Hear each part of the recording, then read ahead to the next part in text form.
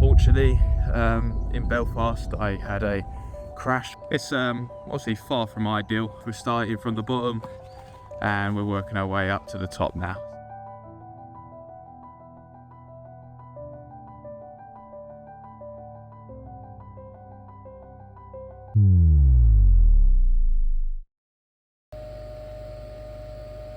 So this is obviously a bit weird.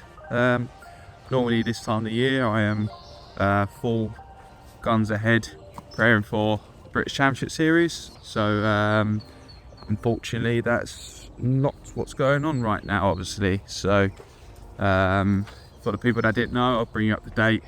I was competing into the Arenacross series this year, first time doing it, so trying to learn a bit of a different skill, and got 2 rounds underneath my belt, well technically 3 actually, and I was really enjoying it. I was actually really enjoying the racing. Like I said, it was something completely different, but unfortunately in Belfast I had a crash after casing one of the jumps. Only this little small tip off, but with just the awkwardness of going down on my shoulder, the angle I done some damage. So that's why we're currently like this.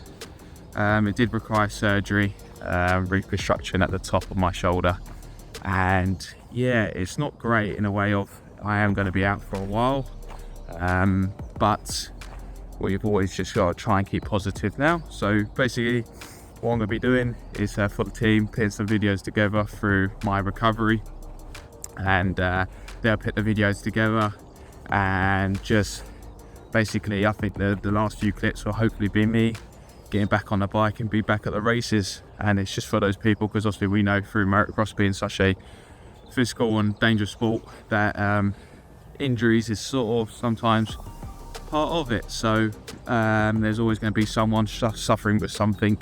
So if this video series sort of helps, then yeah, I'm not really doing too much, so I'm willing to help out a little bit. So yeah, if you're in that place right now, definitely follow along and see how I handle this injury now.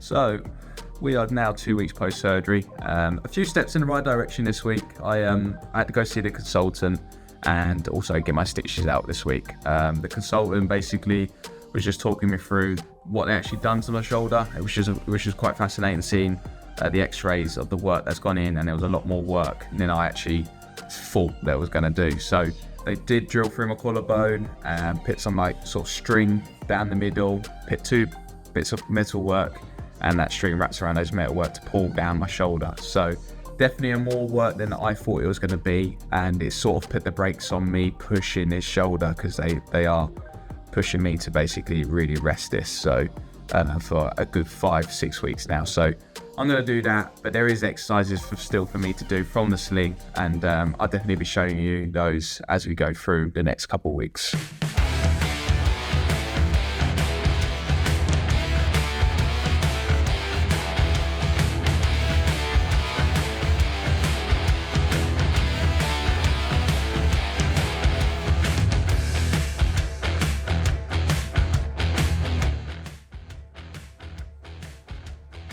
We are now in week 3 post-surgery, and I went and saw the physio today for the first time, and it's weird. I'm in this like sort of window at the moment where they can't really do too much with me for 6 weeks. I just need to rest the shoulder to let it repair, but there is still small exercises I can do from the sling, which I've already spoke about. But he was good, the physio, because he added probably another 3 or 4 exercises I could start cracking on with.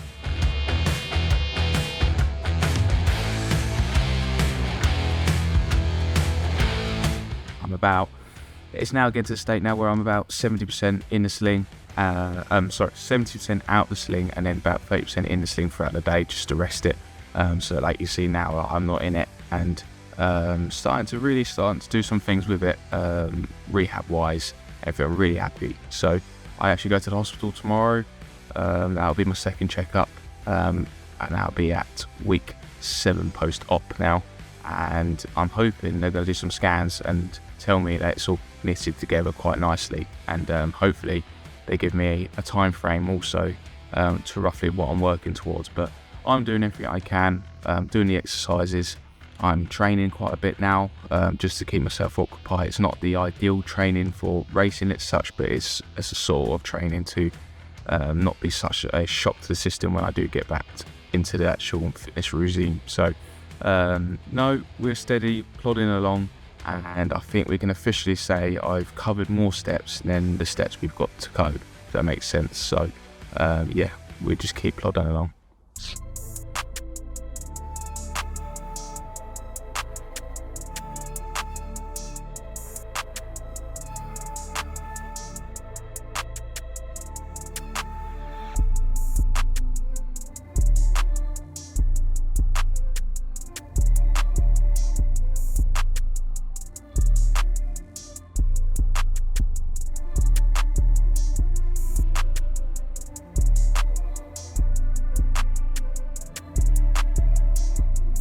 Today is a good day.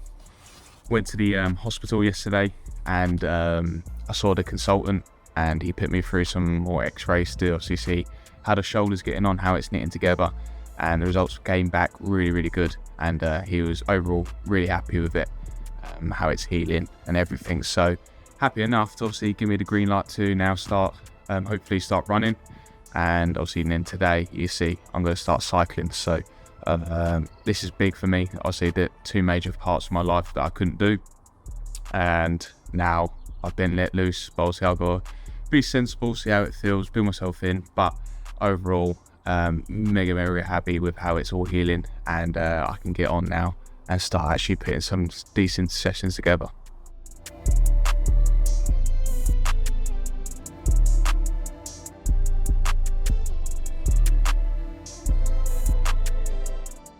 So doing a little update for you guys. I reported too much recently just because I haven't made too much progress.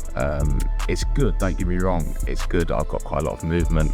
I've been running, cycling, swimming, any way to try and just work the shoulder in a way, but it did have a little negative effect where I felt like I might have pushed it too much to the point where I had picked up a little injury within it. So yeah, not good. It's just hard because I want to also just speed up this process as fast as I can to get back racing again. But yeah, you got to be sensible while you're doing it, obviously. So because I've now set myself back another couple of days, I feel like, but it's not the end of the world, because again, it just takes a bit of rest to basically calm down the shoulder again, and then I can start hopefully building up on using the physio exercises I've been told to build it up again. So but no, we'll get there, and we'll keep working, and I'll keep you guys updated.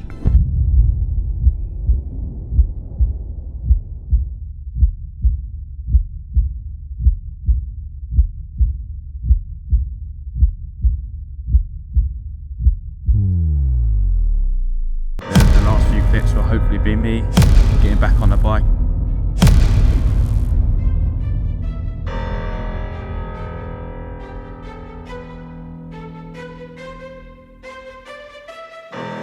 Please do not get in my way. You cannot drive in my lane. Tires is burning the paint. You don't have nothing to say. This is how legends are made. I know I got what it takes. And I'm not pumping the brakes. And I'm not pumping the brakes. Fire! Bringing the fire. I just been bringing the. And they can't stop me. They know that I'm bringing the. I got the fuel in my veins. Trust me, I'm making a name. We are not one and the same. I am on top of the game. I cut out the line on my brakes, and that's why the drive is insane.